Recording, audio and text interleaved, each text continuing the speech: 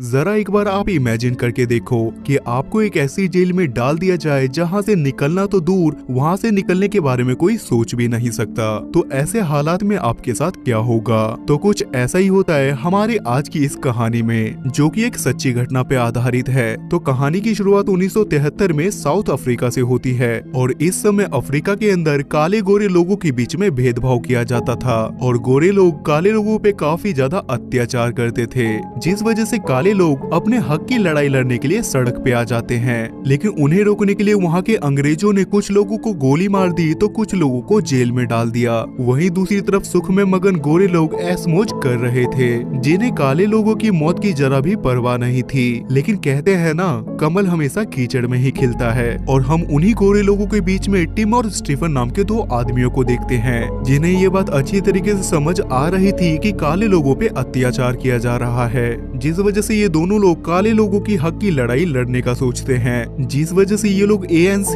मतलब African national Congress में शामिल हो जाते हैं और उस कम्युनिटी का मकसद सब लोगों को एक समान दर्जा देना था। जिस वजह से टिम और स्टीफन मिलके दोनों शहर में जाके बम फोड़ते हैं, जिसकी वजह से किसी को कोई नुकसान नहीं पहुंचता, बल्कि उसमें से पैम्पलेट्स बाहर निकलते हैं जिसमें लोगों को, काले गोरे लोगों को एक समान दर्जा देने का मैसेज लिखा हुआ था। लेकिन इन दोनों का प्लान यहीं पे फेल हो जाता है और इन दोनों को पुलिस पकड़ के इन्हें कोर्ट में ले जाती है, जहाँ पे टिम को 12 साल तो स्टीफन को 8 साल की सजा सुनाई जाती है। ये सब कुछ देखने के बाद स्टीफन वहाँ से भागने की कोशिश तो करता है, लेकिन इसका कोई भी फायदा नहीं होता और उन दोनों को प्रिटोरिया नाम के जेल में डाल दिया जाता है। तब वहाँ का जेलर इन दोनों के पास आके इनसे कहता है कि तुम्हें गोरे लोगों के साथ गद्दारी नहीं करनी चाहिए थी, जिसके बाद इन्हें अंदर ले जाया जाता है, जहाँ की सिक्योरिटी बहुत ज्यादा टाइट थी। लेकिन टिम वहाँ के सभी दरवाजों को बड़े ध्यान से देखता जा रहा था, मानो उसके दिमाग में कुछ चल रहा हो और उसके दिमाग में 12 सालों तक यहाँ पे सड़ने का कोई इरादा नहीं था। उसके बाद इन दोनों को अपने अपने सेल में डाल दिया जाता है। अब क्योंकि इन दोनों का सेल एक ही साथ था, जिस वजह से ये दोनों वॉल को नॉक करके एक दूसरे को कम्युनिकेट करते थे। अगली सुबह उठ के जब ये लोग खाना खाने के लिए जाते हैं तो इन्हें वहाँ पे कैदी दो अलग अलग ड्रेसेस में मिलते हैं। लेकिन वहाँ पे टिम की मुलाकात डैनियल नाम के एक आदमी से होती है, जो कि वहाँ पे उम्र कैद की सजा काट रहा था। वो टिम के पास आके उससे कहता है कि मैंने भी तुम्हारी तरह काले लोगों के लिए आवाज उठाई थी, और वो उसे ये भी बताता है कि हम लोग ब्लू ड्रेस वाले लोगों के साथ नहीं बैठते, क्योंकि वो लोग एक नंबर के खूनी और रेपिस्ट हैं। तब टिम भी उसे बताता है कि हमें यहाँ पे 12 और 8 साल की जेल हुई है, लेकिन इतने दिनों तक हम यहाँ पे नहीं रुक सकते। उसके बाद अगली सुबह डैनियल रनिंग के दौरान इनसे दोबारा मिलता है और वो इन्हें बताता है कि अगर तुम दीवार पार करके यहाँ से भागना चाहते हो तो ये बिल्कुल इम्पॉसिबल है, क्योंकि यहाँ की दीवार 20 फीट ऊंची है और ऊपर सिक्योरिटी गार्ड की भी बहुत ज्यादा टाइट सिक्योरिटी है और तुम यहाँ से सुरंग खोद के भी बाहर नहीं निकल सकते, क्योंकि ये जेल बहुत ज्यादा बड़ा है और तुम घूम फिर के वापस से जेल के अंदर ही आ जाओगे।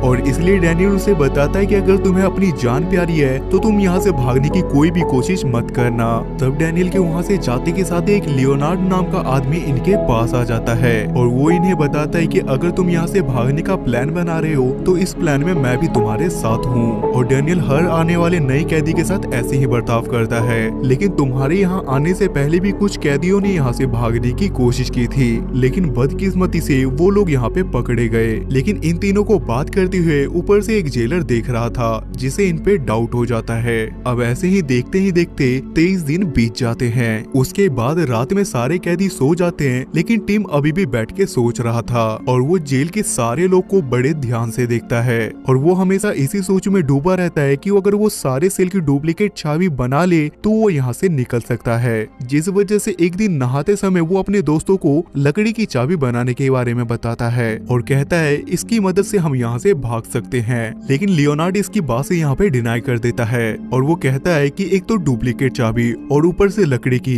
ये चीज पॉसिबल नहीं हो पाएगा और हमारे पास लकड़ियों का भी कोई जुगाड़ नहीं है। जिसपे स्टीफन कहता है कि वर्कशॉप से हम लकड़ियों का जुगाड़ कर सकते हैं। उसके बाद टिम को जब भी मौका मिलता था तो वो चाबियों को बहुत गौर से देखता था और एक बार चाबी देखने के बाद वो उसकी ड्राइंग बनाने लगता था ताकि उसे हर चाबी का एक प्रॉपर शेप मिल सके। उसके बाद चुपके से टिम वर्कशॉप से लकड़ियां चुरा लेता है और रात में सभी कैदी के सो जाने के बाद वो चाबी बनाना शुरू कर देता है। उसके बाद एक दिन टिम अपने सेल की चाबी बना लेता है और वो चाबी बहुत अच्छी तरीके से काम भी करती है। लेकिन अगला दरवाजा देखने के बाद टिम थोड़ा निराश हो जाता है, क्योंकि उस दरवाजे का लॉक बाहर की साइड से था, जिसे देखने के बाद टिम थोड़ा निराश तो हुआ, लेकिन लाख कोशिश करने के बाद वो उसकी भी चाबी बना लेता है। उसके बाद जब वो अपनी चाबी को चेक करने के लिए जाता है तो लियोनार्ड उधर जेल की तरफ पहरा दे रहा होता है। हालांकि उसकी दूसरी चाबी काम तो करती है, लेकिन जैसे ही वो अपनी चाबी को उस ताले में से बाहर निकालता है तो उसकी चाबी टूट के अंदर ही रह जाती है। तब लियोनार्ड उसे बताता है कि कोई जेलर यहाँ पे आ रहा है, जिसे देखने के बाद टिम काफी ज्यादा घबरा जाता है और वो किसी तरीके से चाबी के टुकड़े को वहाँ से बाहर निकाल लेता है, लेकिन जल्दबाजी के चक्कर में वो उस दरवाजे को बंद नहीं कर पाता।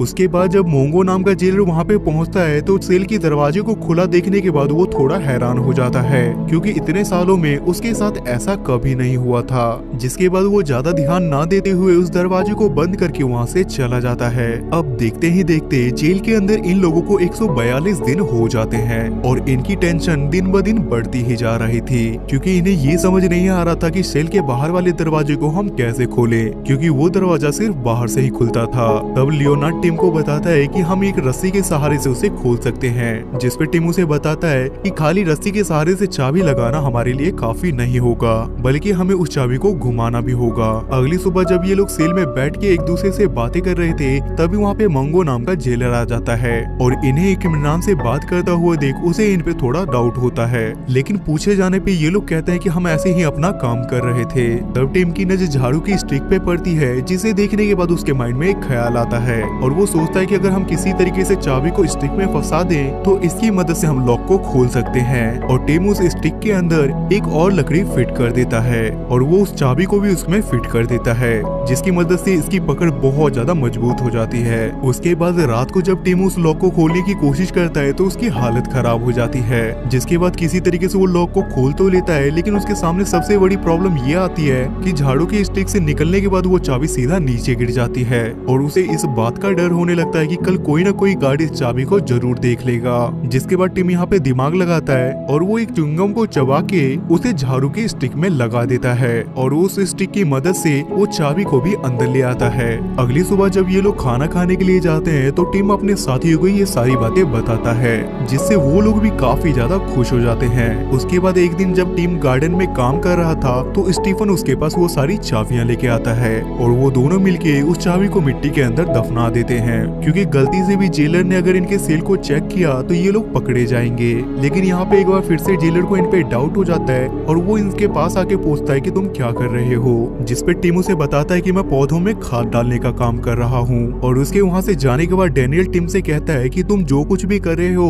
वो सब ठीक नहीं है और अगर तुम गलती से भी पकड़े गए तो ये लोग तुम्हें जान से मार देंगे। उसके बाद रात में टिम एक बार फिर से अपने सेल से बाहर निकल के वहाँ के दरवाजों को देखता है, जिससे उसे पता चलता है कि अगर उसे यहाँ से भागना है तो उसे और भी डुप्लीकेट की बनानी होगी। उसके बाद अगली सुबह टिम जेल के एक वर्कर से कागज का टुकड़ा मांगता है, लेकिन बदले में वो आदमी भी टिम से एक सिगरेट का पैकेट और साबुन मांगता है, लेकिन पेपर मिलने के बाद टिम भी उसके लिए सिगरेट और साबुन छुपा देता है। अब इनको यहाँ पे 296 दिन हो गए थे, जिस वजह से रात में लियोनार्ड और टिम उठ के आगे के दरवाजे को चेक करने के लिए जाते हैं कि आगे इन्हें कितने दरवाजे पार करके यहाँ से भागना है। तभी ये लोग अपनी बनाई हुई चाबी से आगे का दरवाजा खोल के आगे बढ़ जाते हैं, लेकिन तभी अचानक से एक मोटा गार्ड इनकी तरफ आने लगता है, जिस वजह से ये लोग साइड में जाके एक दरवाजे के पीछे छुप जाते हैं। लेकिन अच्छी बात तो ये है कि वो मोटा आदमी इनके बगल से गुजरता है और उसे इनके बारे में बिल्कुल भी पता नहीं चलता और उस गार्ड के वहाँ से जाते के साथ ही ये लोग आगे का दरवाजा खोलने लगते हैं।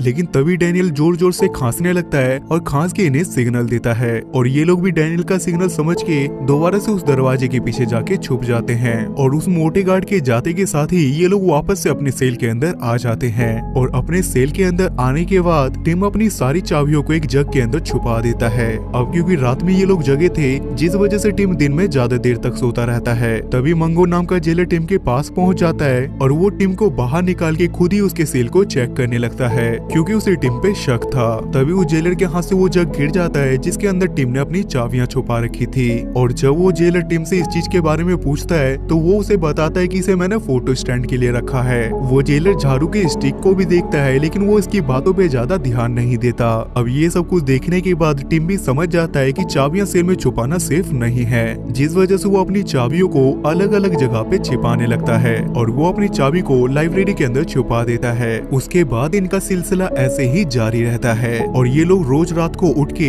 दरवाजों को चेक करने के लिए और उनकी चाबियां बनाने के लिए जाते थे और देखते ही देखते ये लोग 15 दरवाजे की चाबी को बना लेते हैं। अब ये सब कुछ जानने के बाद डैनियल सारे लोगों को बताता है कि आप लोगों को भी यहाँ से भाग जाना चाहिए क्योंकि मैंने इस जेल की सारी चाबियां बना ली है। लेकिन यहाँ पे इन तीनों के अलावा वहाँ से कोई भागना नहीं चाहता था, जिस पे डैनियल कहता है कि हम सब भागेंगे तो नहीं, लेकिन हम सब तुम्हारी मदद जरूर करेंगे। डैनियल एक टूथपेस्ट में कुछ पैसे छुपा के टिम को दे देता है। अगली सुबह एक बार फिर से सब लोगों के सेल चेक किए जाते हैं, लेकिन उन्हें वहाँ पे कुछ भी नहीं मिलता। अब इस जेल की पूरी जानकारी देने के लिए टिम एक कागज के टुकड़े को एक लकड़ी की मदद से स्टीफन की तरफ कर देता है और ये वही कागज का टुकड़ा होता है जो टिम ने उस दिन उस वर्कर से मंगाया था। और उस नक्शे को देखने के बाद इन्हें बहुत सारी चीजों का पता चल जाता है कि आखिर ये लोग कहाँ से निकल सकते हैं। उसके बाद टीम अपने सेल से बाहर निकलता है और वो जाके स्टीफन और लियोनार्ड के सेल को भी खोल देता है और जेल से बाहर निकलने के लिए ये लोग कुछ कपड़े भी वहाँ से उठा लेते हैं, जिसके बाद ये लोग एक एक दरवाजा खोल के आगे बढ़ने लगते हैं। लेकिन तभी डैनियल अपने सेल के एक लाइट को फ्यूज कर देता है, जिसकी वजह से शॉर्ट सर्किट होता है और सब जगह की लाइट कट जाती है और प्लान के हिसाब से सारे कैदी जेलर को वहाँ पे बुलाने लगते हैं और वो सब लोग अपनी सेल के लाइट को ठीक करने के लिए कहते हैं और वो लोग ऐसा इसलिए करते हैं ताकि उन तीनों को यहाँ से भागने का समय मिल सके।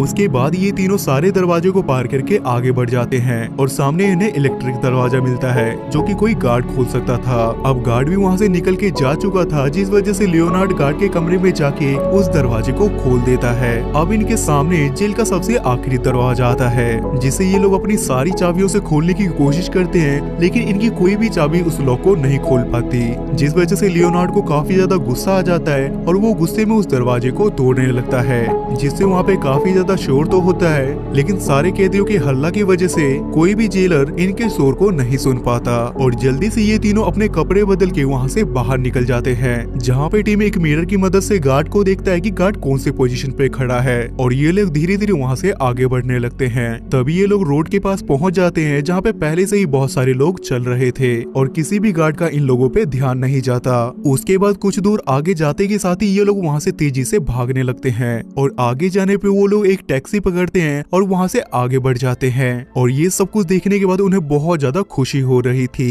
क्योंकि आखिरकार वो अपने प्लान में सक्सेस भी हो गए। अगली सुबह मोंगो जब सेल में सबको चेक करने के लिए जाता है तो उसके पैरों तले जमीन खिसक जाती है क्योंकि उसे पता चलता है कि वो तीनों जेल से भाग गए हैं, जिसे देखने के बाद वहाँ के कैदी भी हंसने लगते हैं क्योंकि वो तीनों उस जेल को पार करके निकले हैं जहाँ से निकलना नामुमकिन था। और वो लोग साउथ अफ्रीका से निकल के सीधा लंदन पहुँच जाते हैं और बाद में हमें ये पता चलता है कि इन तीनों को काफी ढूंढने के बाद भी ये तीनों कहीं पे नहीं मिले और ये लोग लंदन जाके एक बार फिर से ANC ज्वाइन कर लेते हैं और उसके बाद 1992 में साउथ अफ्रीका के अंदर काले गोरों का भेद खत्म हो गया और उसके बाद 1994 में नेल्सन मंडेला साउथ अफ्रीका के सबसे पहले प्रेसिडेंट बने और उनका भी कलर ब्लैक था। और ये मूवी यहाँ पे खत्म हो जाती है।